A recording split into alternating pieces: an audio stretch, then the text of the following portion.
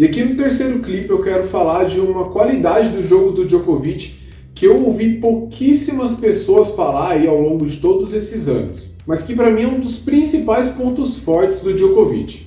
Vou falar aqui para vocês. Nesse vídeo aqui vamos fazer uma análise da semifinal de Roland Garros, em que o Djokovic ganhou do Alcaraz. Já posso falar que Novak Djokovic é o grande campeão de Roland Garros 2023. Conquista o seu 23º Grand Slam e passa Rafael Nadal. Agora Djokovic é o maior vencedor de Grand Slams da história.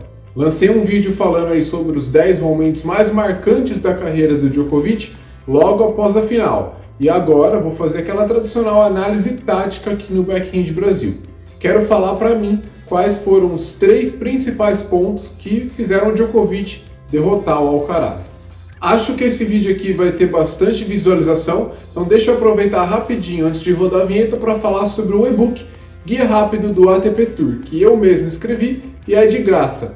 Lá eu falo um pouco sobre algumas curiosidades de cada um dos Masters 1000, do ATP Finals e de cada um dos 4 Grand Slams, além da história do ATP Tour e outros fatos bem legais. O link está aqui na descrição, você clica, coloca lá o seu e-mail e recebe o PDF logo em seguida. Roda a vinheta e bora pro vídeo.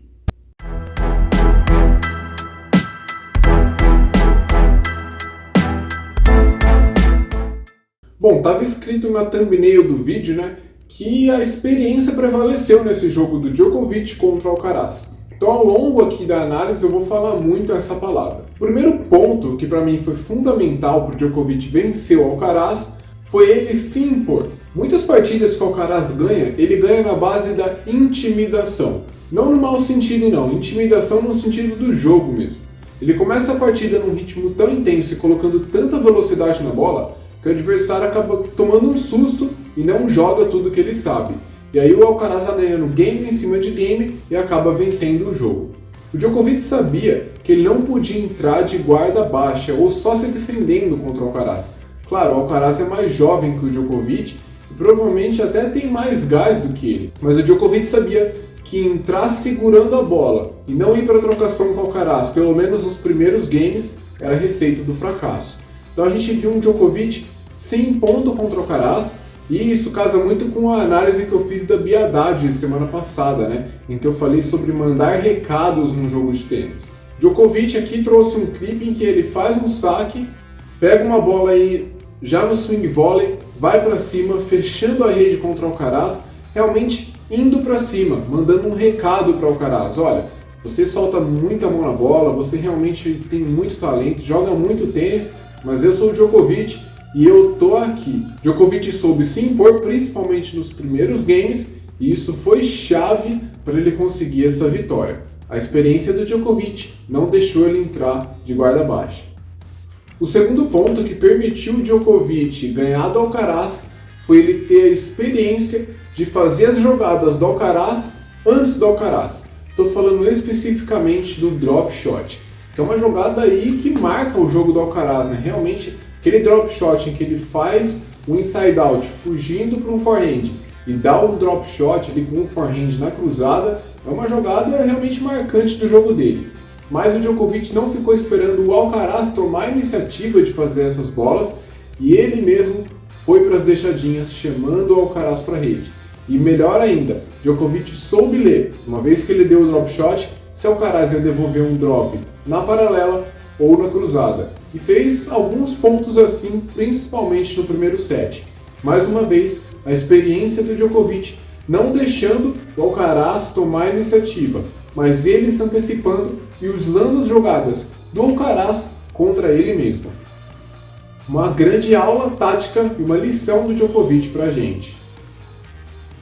Aqui a gente vê um ponto do Djokovic chamando o Alcaraz para a rede e tendo toda a experiência aí para vencer o ponto no quadradinho. E aqui no terceiro clipe eu quero falar de uma qualidade do jogo do Djokovic que eu ouvi pouquíssimas pessoas falar aí ao longo de todos esses anos, mas que para mim é um dos principais pontos fortes do Djokovic. Vou falar aqui para vocês. Trouxe aqui um clipe ali já na reta final da partida, acho que até o match point do jogo, em que o Alcaraz ele já tinha sentido aquele problema de cãibra, né, que ele teve. O Djokovic ele acabou fechando o jogo. Os 2 últimos sets foram um jogo até bem estranho, né? O Alcaraz ele tinha se machucado. Mas o Alcaraz ele acabou falando que se machucou na entrevista do tanto que ele exigiu do próprio corpo dele nos 2 primeiros sets. E aí entra o ponto que eu quero falar para vocês.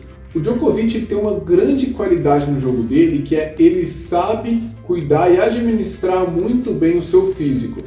Mas como assim guardar o físico? O Djokovic entende, ele tem plena ciência que para ganhar uma partida de tênis ele precisa de 2 ou 3 sets no caso de um Grand Slam. E para ganhar o set, um 6-0 ou um 6-4 é a mesma coisa, tanto faz. Então o Djokovic ele sabe que ele não precisa ficar usando todo o gás dele em um set que está, por exemplo, 4-3, 40-15.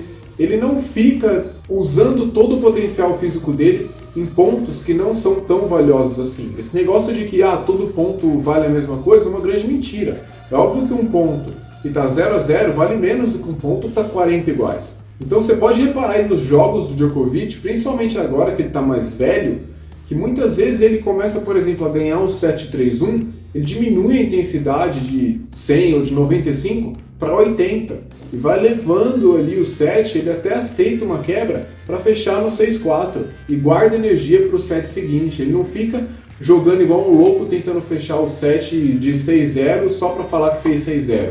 Ele não faz isso. E por causa disso ele consegue ganhar muitas partidas por causa do físico dele. O físico dele é ótimo? Claro que é, ele é uma máquina, mas ele também tem essa qualidade de saber administrar o físico dele. Ele sabe qual é o limite dele e ele sabe muito bem usar o gás ao longo da partida. Ele não usa o gás todo em 4 games e depois morre. Não, ele usa ao longo de 3 horas. E fica uma lição importante pra gente, né?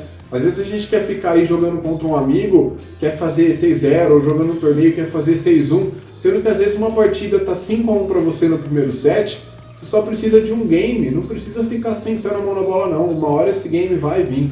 Saiba administrar, joga seguro, mas já guarda ali um gás pro segundo set. Uma lição bem legal do Djokovic pra gente. Gostou dessa dica? Então fica de olho aí que vem conteúdo legal no Backhand Brasil. Falou?